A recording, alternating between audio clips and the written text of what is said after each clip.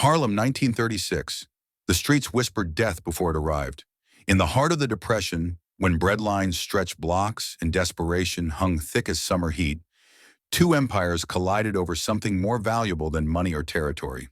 They collided over blood. Lucky Luciano made a mistake that night, a fatal miscalculation born from arrogance and the assumption that all men could be broken with the right amount of pressure. He thought kidnapping Mabel Johnson would bring her brother, the notorious Bumpy Johnson, to his knees. He thought wrong. What happened in those 60 seconds inside the Genovese Social Club on Mulberry Street became legend. 9 men entered that room breathing, only one walked out. And the message sent that night echoed through organized crime for decades, a stark reminder that some lines once crossed cannot be uncrossed. If you are fascinated by the real stories behind America's most dangerous gangsters and the codes they lived and died by, make sure to subscribe and hit that notification bell. These are the tales history tried to bury, the moments that shaped the underworld we thought we knew. The story begins 3 days earlier, on a Tuesday afternoon, when autumn leaves painted 145th Street in shades of amber and rust. Mabel Johnson was 23 years old, beautiful in a way that made men forget their manners and women clutch their pearls tighter. She worked as a seamstress in a shop on Lenox Avenue, her fingers nimble with needle and thread, her mind sharp as the scissors she used to cut fabric. She was Bumpy's only sister, his weakness in a life built on calculated strength. Bumpy Johnson, born Ellsworth Raymond Johnson, had earned his nickname from a massive bump on the back of his head, a souvenir from a childhood fight. But by 1936, that nickname carried weight that had nothing to do with physical deformities. Bumpy controlled Harlem's numbers racket, the underground lottery that gave poor black folks a sliver of hope and made men like Bumpy very rich.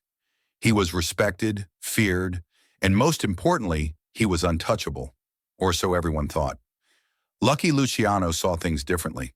Charles Luciano, the man who modernized organized crime, who turned street gangs into corporations, who sat at the head of the commission governing all 5 families, believed himself above the rules that governed ordinary criminals. He wanted Harlem's numbers racket. He wanted Bumpy's territory, and he believed he knew exactly how to get it. The afternoon Mabel disappeared, she was walking home from work, her arms full of fabric samples she planned to work on that evening. The sun hung low, casting long shadows across the sidewalk. She never saw the black Cadillac that pulled alongside her. Never saw the 4 men who moved with practiced efficiency. One moment she was thinking about dinner, the next she was being shoved into the back seat, a cloth pressed over her mouth and nose, the world fading to chemical. Darkness. When she woke, she found herself in a basement somewhere in Little Italy. The room smelled of mildew and old wine, with a single bulb hanging from the ceiling, casting everything in harsh yellow light. Her wrists were bound to a chair, her ankles tied. 3 men stood around her, Italian men in expensive suits that seemed out of place in this dank cellar. The tallest one, with slicked back hair and a scar running from his left ear to his jaw, smiled at her. It was not a kind smile. "You are going to help us have a conversation with your brother," he said.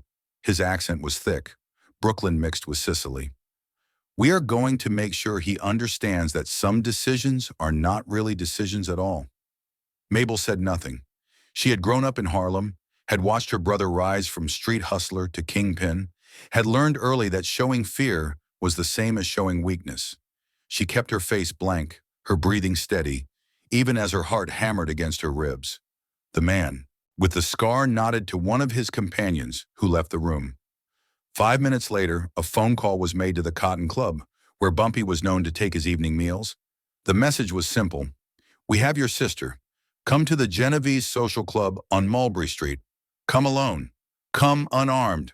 Come ready to discuss new business arrangements. You have until midnight."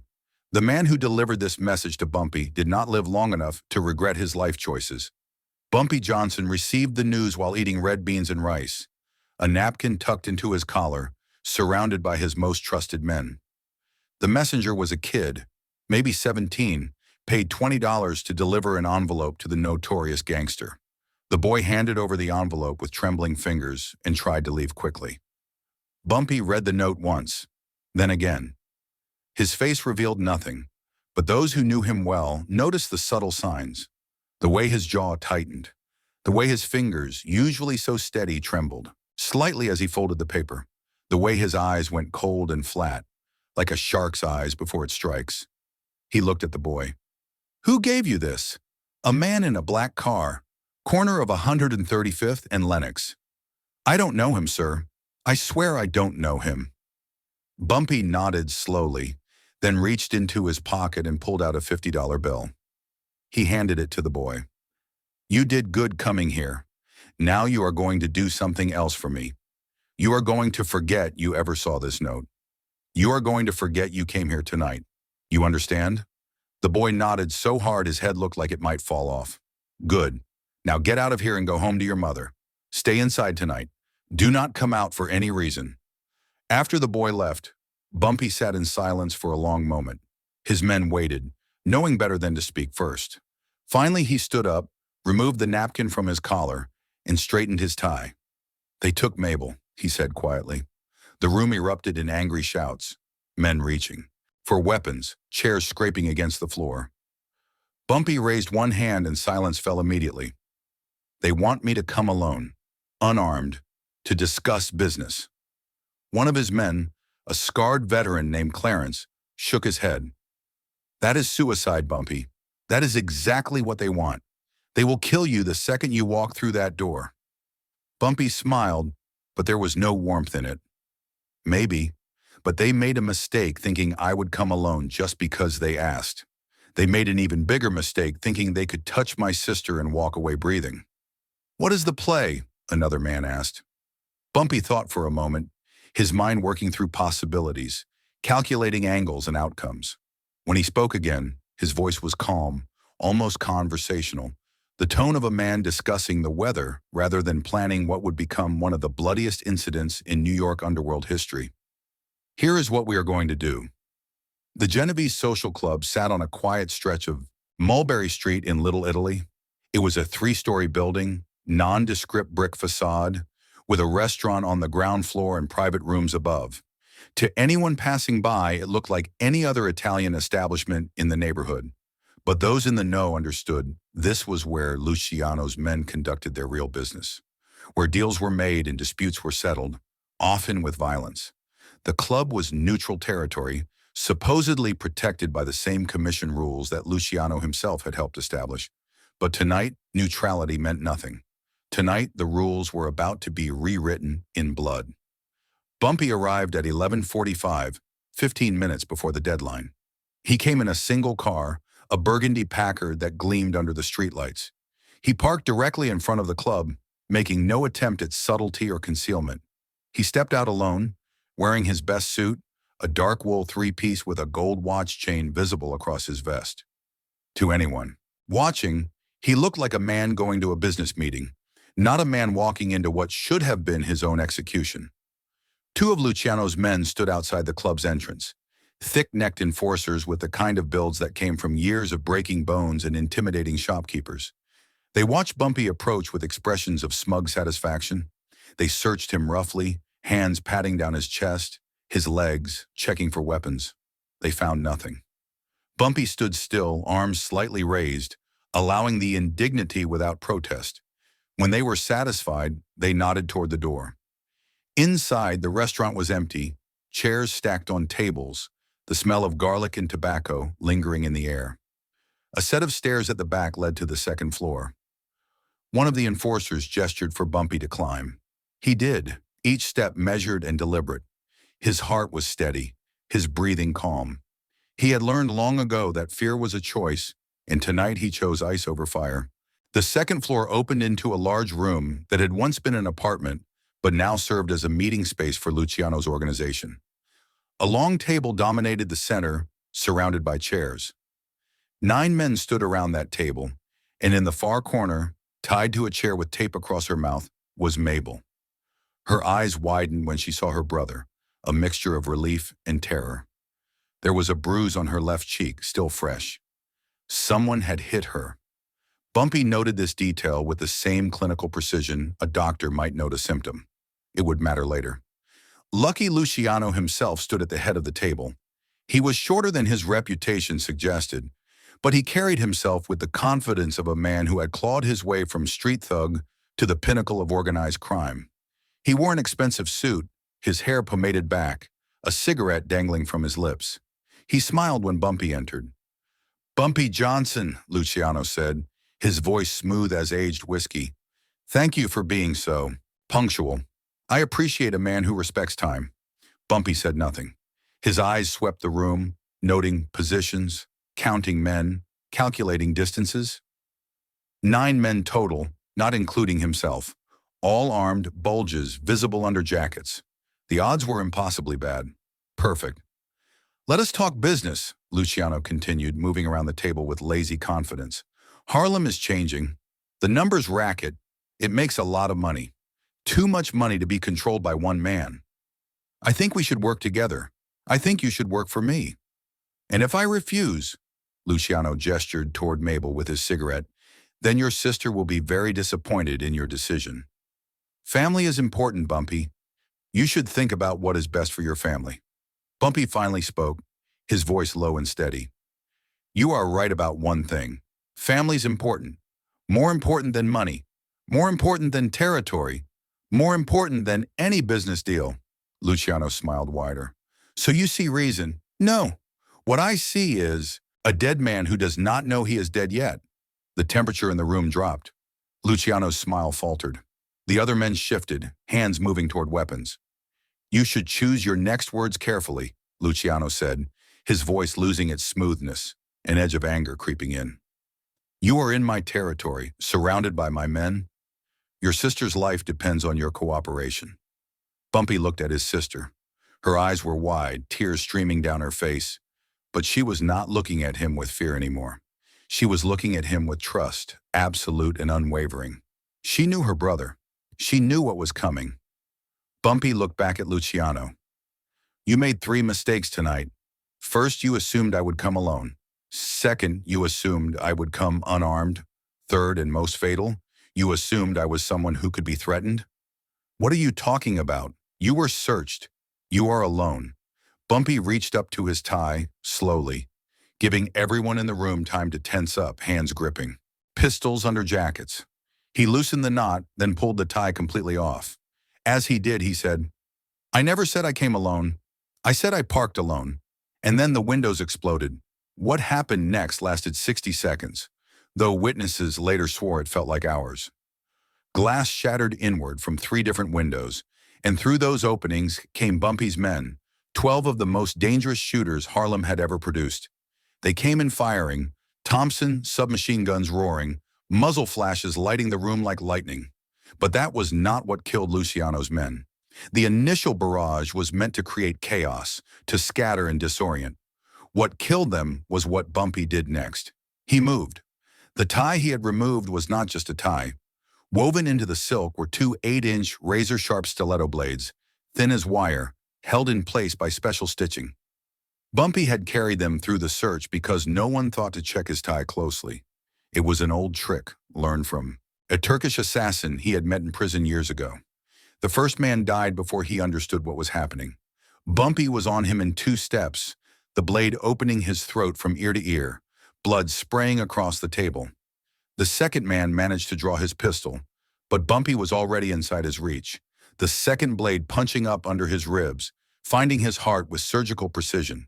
The room became hell. Bullets flew, men screamed, furniture splintered. Bumpy moved through it all like a dancer, like he had rehearsed this ballet 1,000 times in his mind. He stayed low, using bodies as shields, always moving, never still. 3 more men fell to his blades before they even understood who was killing them.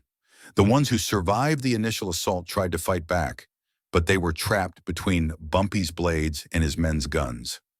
A gangster named Tony Bambino managed to fire twice before catching a burst from a Thompson that nearly cut him in half. Another, a capo named Vinny the Chin, tried to use Mabel as a hostage, pressing his gun to her head, but Clarence shot him through the eye from 20 feet away, a kill shot that would be talked about in Harlem for years. Luciano himself tried to run, tried to reach the stairs, but Bumpy caught him by the collar and dragged him backward. They fell together behind the overturned table, And there, in that small pocket of chaos, Bumpy held the mob boss down and looked into his eyes. "You should have left my sister alone," Bumpy said. "Wait," Luciano gasped, blood bubbling from a wound in his side. "Not from Bumpy, but from his own man's wild shooting. We can make a deal.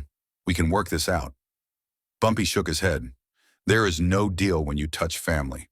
There is only this." He did not use the blade. That would have been too quick, too merciful.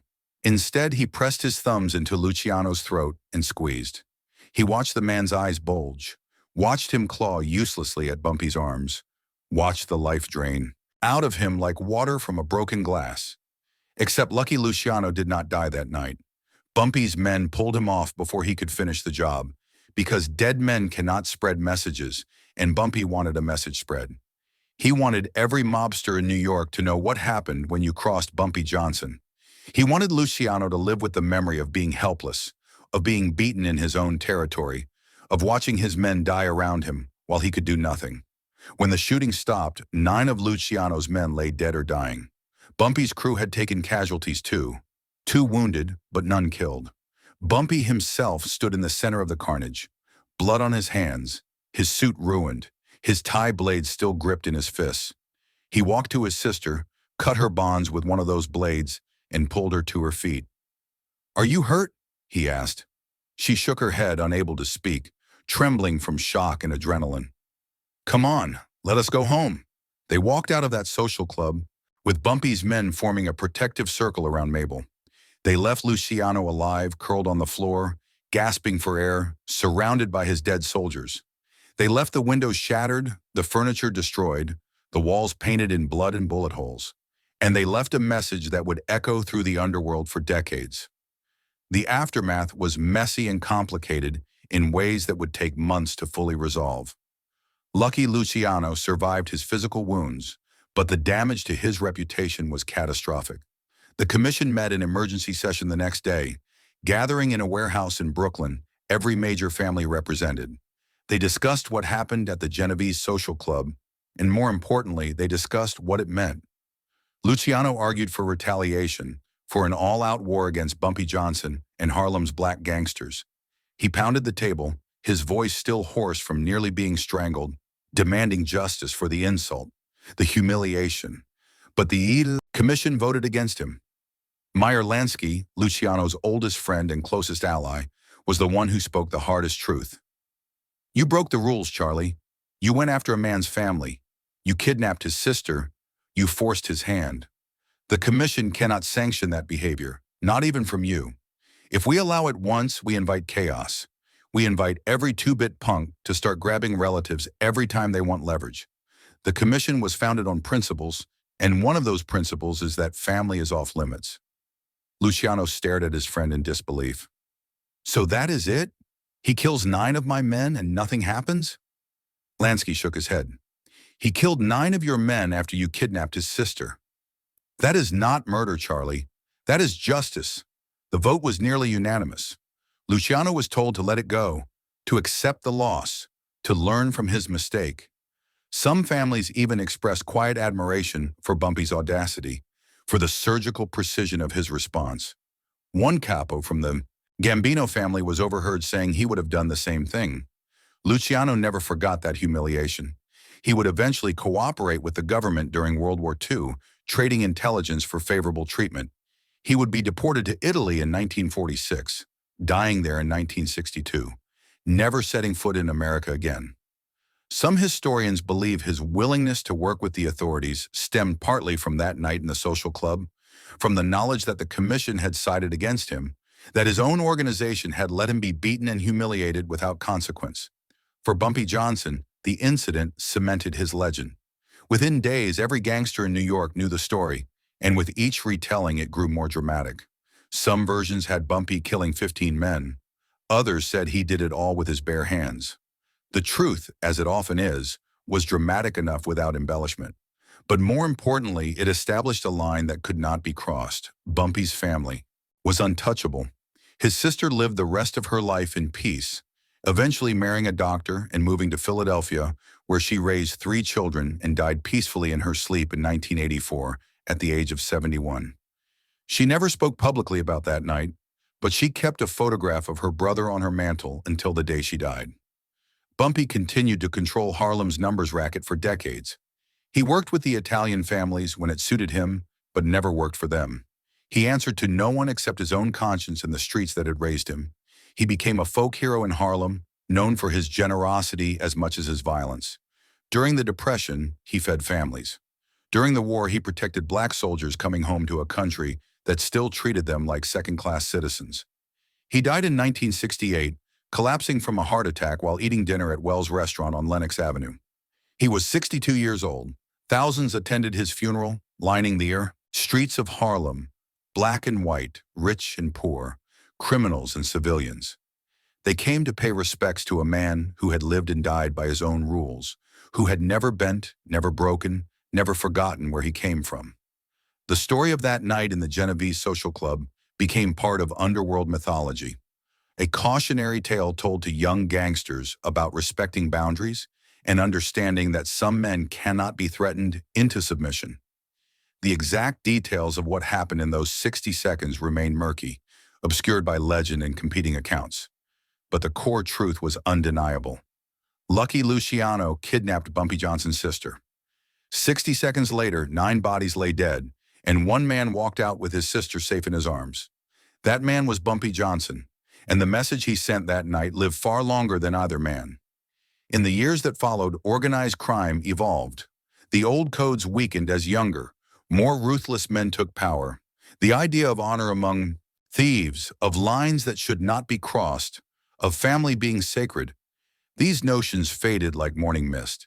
But those who remembered the old days, who had lived through the era when Bumpy Johnson and Lucky Luciano controlled the underworld, they never forgot the lesson of that October night in 1936.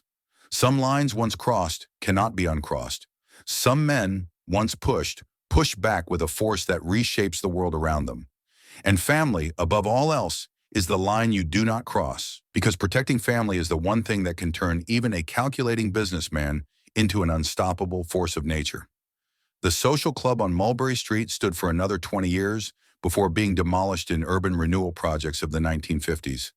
But long after the building was gone, after the bricks were hauled away and new structures rose in its place, old-timers in Little Italy would walk past that spot and remember.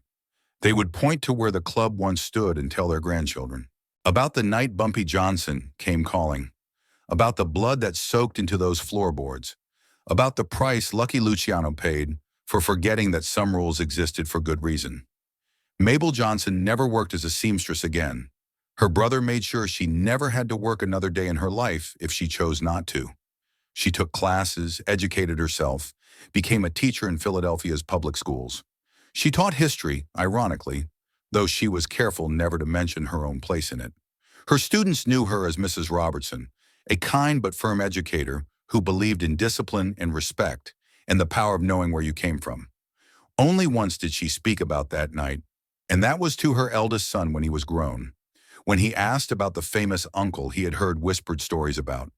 She told him everything, held nothing back, wanted him to understand the full truth rather than the sanitized legend. "Your uncle was not a good man by society's standards," she said, sitting in her Philadelphia living room, autumn light streaming through lace curtains. "He broke laws. He hurt people. He lived a life that would land most men in prison or an early grave. But when I needed him, when monsters came for me in the night, he walked through fire to bring me home. He broke every rule except the one that mattered, the one about protecting family. I cannot judge him. I can only remember him and be grateful that when evil came calling, I had someone willing to become something worse than evil to save me." Her son, a college student studying law at the time, asked if she was scared that night, tied to a chair surrounded by gangsters who planned to use her as leverage against her brother. She thought about it for a long moment before answering. "I was terrified until I saw his face, until I saw him walk through that door and look at me. Then I knew, with absolute certainty, that everything would be all right, because that is what family means. It means someone who will burn the world down to keep you safe. Your uncle understood that better than anyone I have ever known." The FBI kept files on Bumpy Johnson for decades, thousands of pages of surveillance reports and witness statements and speculation. In those files, buried in bureaucratic language and agent observations, there are mentions of the Mulberry Street incident. The agents who wrote those reports noted something interesting. After October 1936, attempts to leverage family members against organized crime figures dropped dramatically across New York. It seemed everyone had learned the same lesson Luciano learned that night. Touch a man's family, and you invite destruction that follows no rules, respects no boundaries, stops for nothing. Modern criminologists studying that era point to the social club incident as a turning point in mob relations between Italian and black criminal organizations. Before that night, there was assumption of hierarchy, an unspoken belief that the Italian family sat atop the criminal food chain and everyone else operated at their pleasure. After that night, there was respect born from recognition of equal danger. Bumpy Johnson had proven that Harlem's black gangsters were not subordinates or minor players. They were peers, equally capable of extreme violence when circumstances demanded it. This shift had lasting implications. It contributed to the relatively peaceful coexistence between black and Italian criminal organizations in New York through the 1940s and 50s. It enabled partnerships that enriched both communities. It prevented the kind of ethnic gang wars that consumed other cities like Chicago and Detroit. All because one man decided that some things mattered more than peace, more than profit, more than his own life. His sister's safety fell into that category, and Lucky Luciano paid the price for forgetting that truth. The story has been told and retold, adapted into movies and books, sometimes accurately, often not. Hollywood tends to add romance where there was none, to soften the violence or amplify it beyond recognition. But the core truth remains unchanged, preserved in court records and newspaper archives, and the memories of those who lived through that era. On a cold October night in 1936 in a social club on Mulberry Street, 9 men died because they chose to follow orders that violated the most basic rule of the underworld. They paid with their lives, quickly and violently, in 60 seconds that redefined the balance of power in New York's criminal world. And one man walked out with his sister, proving that sometimes love and loyalty are stronger than any organization, deadlier than any weapon, more powerful than any empire built on fear and money. That man was Bumpy Johnson, and the legacy of that night lived on long after he was gone. A reminder that in a world of shifting allegiances and flexible morals, some bonds remain unbreakable, some lines remain uncrossable, some codes remain sacred, family above all else. That was the message written in blood on the walls of the Genovese Social Club. That was the lesson Lucky Luciano learned too late. That was the truth Bumpy Johnson lived and died defending. And 60 years later, when the last witnesses to that night had passed away and the story had transformed from history into legend, the core meaning remained clear. You protect your own, no matter the cost, no matter the consequences, no matter how many bodies you leave behind. Because in the end, when everything else falls away, when money and power and reputation turn to dust, all that remains is family. And for some men, that is enough reason to walk into hell itself. Bumpy Johnson was one of those men. Lucky Luciano forgot that truth. 9 men paid with their lives for that forgetfulness. And the streets of New York never forgot the lesson.